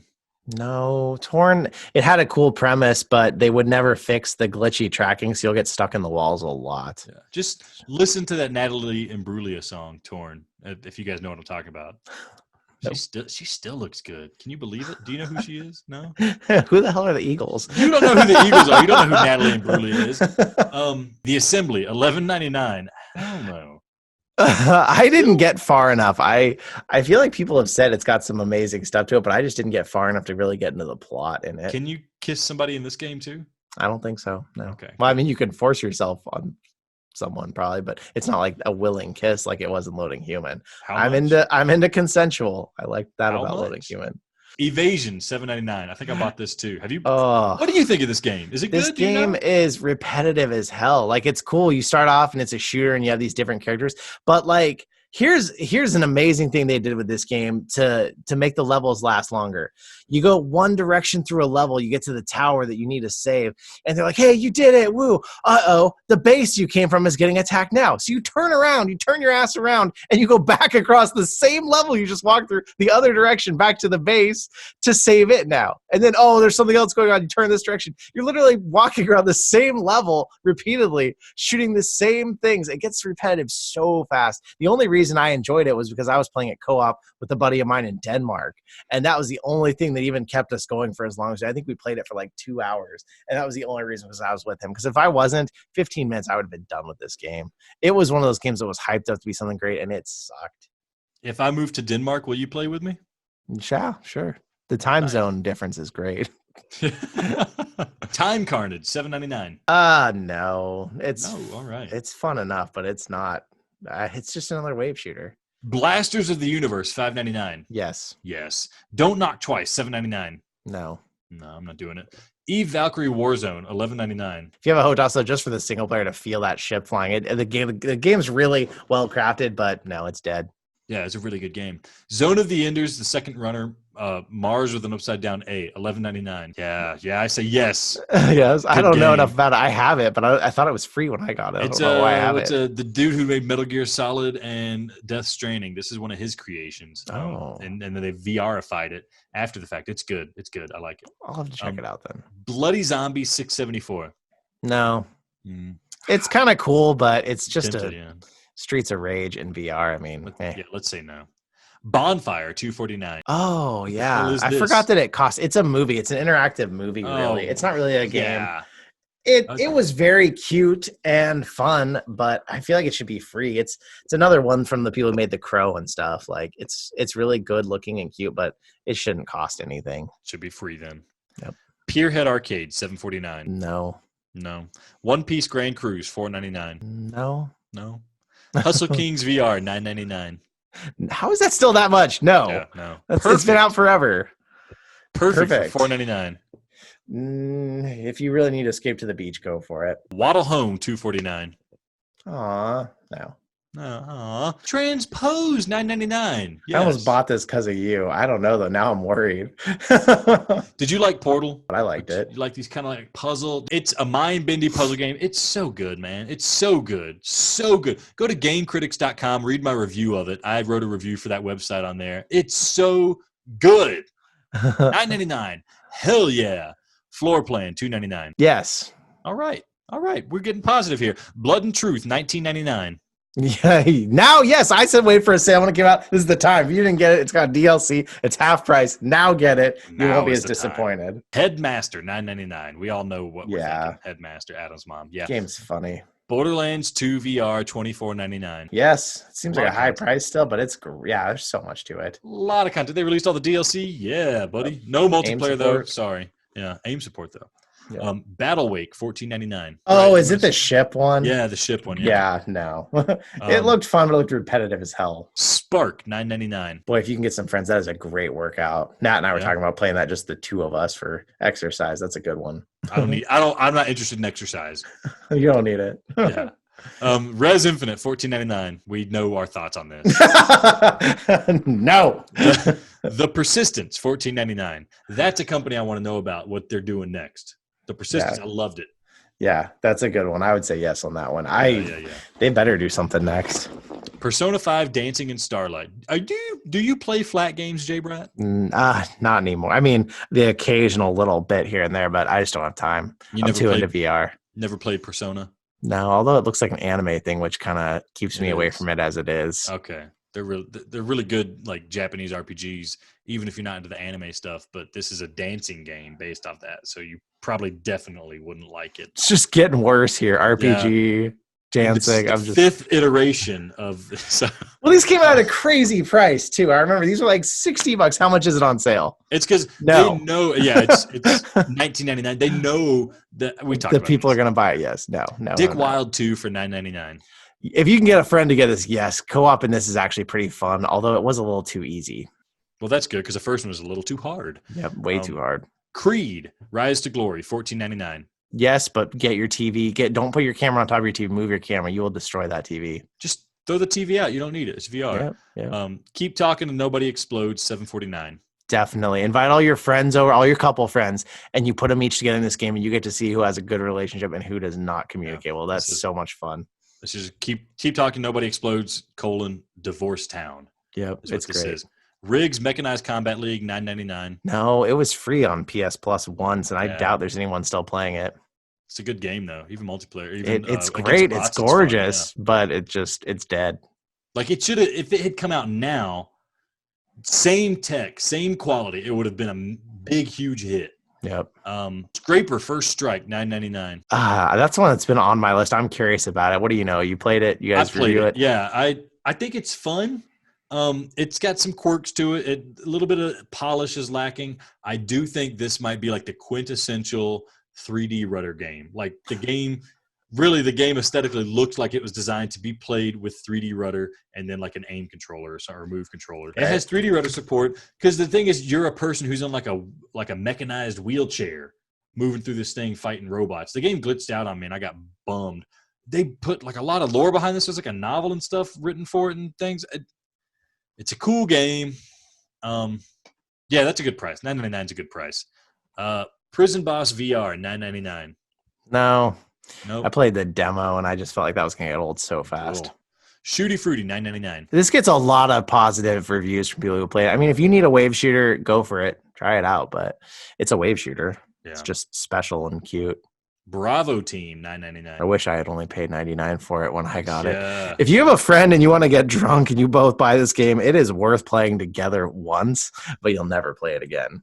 Yeah, it's not very fun.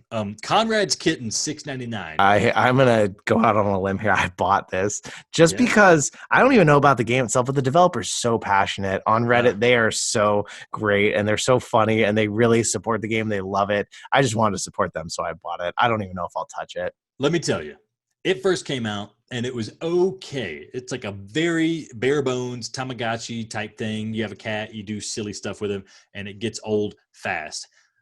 Fast forward like a year and a half, I play it again. They've updated the hell out of it.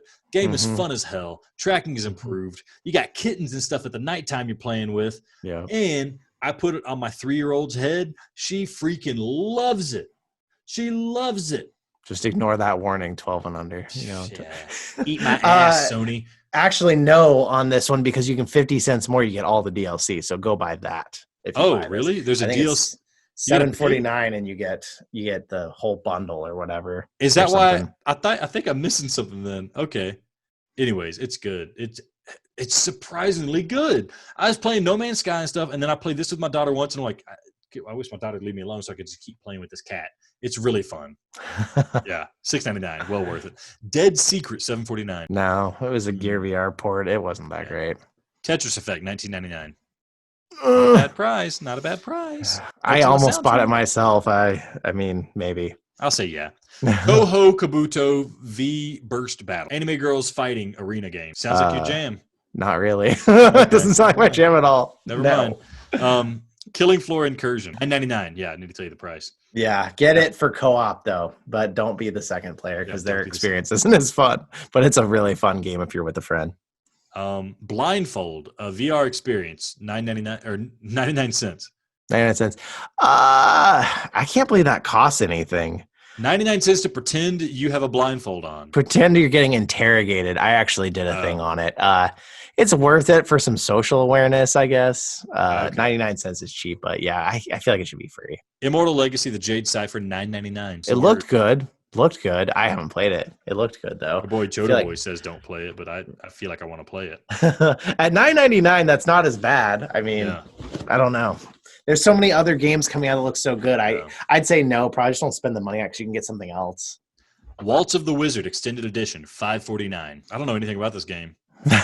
I have the Wizards Enhanced Edition that I got for free, so I don't know. This is a different game. I know. I'm saying I don't know what difference this one was because I've only played that one. I think you're doing like magic tricks or something like that Fantasia game or something.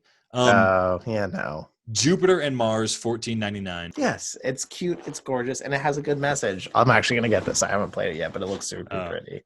Ooh, I played it. Rough? I don't know how to feel about it, man. It's a chill game. Like if you got a lot of time to just like hang out and chill with a game in VR, it's good. It's kind of got some music stuff to it. Like it's hard to say. It's really hard to say. What price is it? $14.99? That's probably the price it should have launched at. I'll say it launched a physical edition too because there was apparently demand for it. I guess I don't know. Yeah, man. Project Lux, $14.99. Now this is basically a movie. It's like 3 or 4 hours long. I thought it was actually pretty good. It's an anime thing. You're just sitting there talking to an anime girl about stuff. And trying to look up her skirt, huh? That's what you're doing. It's one of those. Well, you try once. If you're a perv, go buy it. Go for it. Have fun. Hey, the thing is, in the penultimate scene where like the whole story unveils itself, the game is Japanese only. The subtitles crapped out. So I have no idea how the game ends. How the story ends. Does not sound worth it. No idea.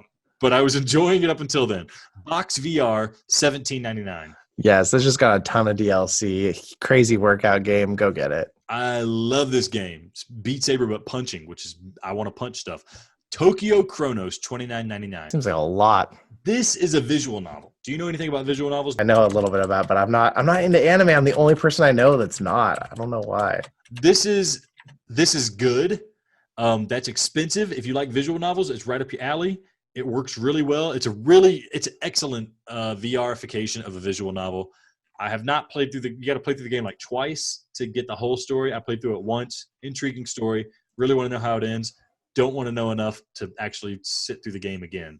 But it's really cool. Really cool game. $29.99. It's hard to recommend. I'd say $20 is a good price point for it. Fisherman's Tale, $9.74. Yeah. Everyone says great things about this. I actually want to get it. Yeah, you should. I love it. Moss, $19.79. It's still a lot for how long it's been. I feel like if you haven't gotten it by now, keep holding out for that better sale because that's still a lot. Yeah. Super Hot VR, $16.74. Definitely. Although you already own this game. If you own a PSVR and you don't own this game, you're screwing your life up. Mm-hmm. Farpoint, $13.99. Yeah, that's so good. I love Farpoint. Everybody's Golf VR, $20.99. That seems like a lot now. Yeah. Hold out. It'll get on a better sale. That's what I'm doing. Hold out. Yeah. Or go buy a whole new PSVR bundle on the sale price of $250 and get everybody's golf with it. Maybe I should do that. Bad. Beats Fever, $13.99. No. Get Beat Saber. Sirento VR, $26.59. It's still too much. It's a good game. Dude, it's too much money. It's a real good game. It's got a lot of content. Do you know, is the Quest version good too? Probably. I feel like I heard something saying everything on Quest is good. Well, everything on Quest is usually well optimized. I have a 3D rudder and 3D rudder support for this game. That's how I played it. Yeah. And it's okay. The game's good. 3D rudder support is Doesn't seem necessary. VR Ping Pong Pro, $17.49. Is this the one? God, I thought it was the Racket Fury. There's too many VR ping pong games, and I swear they're all bad. It's only got a 3-star on Steam, though. I feel like Racket Fury is the best one. This is the medium one, and that first one was the terrible one. Are you going to do it? No, I'm not. What if I got it? Would you then get it? I don't. Is it multiplayer? I don't even know. I don't know. It's got a 1.5 star on Push Square. I'm gonna say no on that. Don't do it. Tumble VR, $6.99. No, it's just stacking blocks. I can do that at home. It's kind of fun. It's not that fun. This is the people who made Until Dawn: Rush of Blood. I'm surprised by that. There's a free demo of it. Go try the demo, and if you like the demo, buy it. It's good. It's okay. I played the demo. Astrobot Go. How Astrobot much? Rescue Mission. I don't care how much. Yes, I don't care how much the price is. They could up the price, and I would say buy this. Well, Great that's game. That's a bit too much there, Jay. No, it's great. It's so cute. It's don't gorgeous. pay more than $20 for it because that's what it should be. That's what the price is. Okay, everybody. I paid $30 at launch. I think. Me too. 30. But they I paid $30 again. Money bags. Would you buy another sub-pack for it? If it had an Astrobot on it, I actually probably would. Maybe, they've got my number. They know how to get me. Do you think the sub-pack would make that game better? Does it make every game better? Because of the music. I mean, most all games. There's some games that it just doesn't register anything and it's unnecessary, but any game that has good music, a good soundtrack, or loud action, it does add to it. Definitely. Well, I think that's it, man. Whew, we did it. That was a long list. We're Play back. PSVR is back. Adam is MIA, but we're going to keep it going. Yeah. New year, new podcast. Play PSVR The Podcast. Coming at you in 2020. Hitting you hard. Right between the eyes. Right in your face. JayBratt, you got anything you want to plug? If you are out there and you love your PSVR, but you think, man, I have some tracking issues. I just dropped 10 steps to perfect PSVR tracking on my channel, and it got huge love. I want to say thank you so much. On Reddit, it got 3 silver awards, which is cool. People did those anonymously. A ton of upvotes, and it got like 3,000 views in its first day and a half out. So it's only been up a couple days, but people are in love with it. And it makes me feel really special that people are doing it. So thank you so much to everybody who's came through and watched it. But seriously, all of my tips that I've made over the years that make my play space the best possible, I have really good tracking on PSVR. And so I feel bad when people talk about how bad it is. And so I wanted to make that to give people the opportunity to see it can be really quite good if you take the time to set up your play space right. So check it out. It's on my channel. It's there. And thank you so much, everybody that came out for it, because that just makes me feel really good. It's been a good couple of days because of that. Yeah, I feel special. That's way more than we've ever gotten on any of our videos. So I hope some of that trickled down that economy to our podcast. 18 floors, actually. One of your 18 floors is a bunch of views. I still get comments on that crap, man. Because you put the word walkthrough in, and everybody who's pissed off at that game goes and watches your walkthrough of 18 floors. If we're gonna get monetized on YouTube, it's gonna be thanks to 18 floors. Then Adam can't hate it anymore. Yep. Yeah. Play PSVR, 4.7 thousand views on level 1 walkthrough. Wow. 8,000. Oh yeah, that's it. That's it. Right there. Everything else is like. There's a bunch of other channels that did it too, but yours almost 5,000 views streamed a year ago. Yeah, that's your baby. claim. That's your claim right there. I should cash in the 50 cents that earned us. There you go. All right. Well, that's it. Thank you for listening to episode 78 of Play PSVR The Podcast. Of course, if you want to contact us, hit us up at playpsvr@gmail.com. Listen, we weren't putting out podcasts, but we were still reading your emails. Thank you to all the spam people that sent us stuff, telling us to improve our website with their search engine optimization algorithms. I love knowing that people are browsing our website trying to criticize it that way.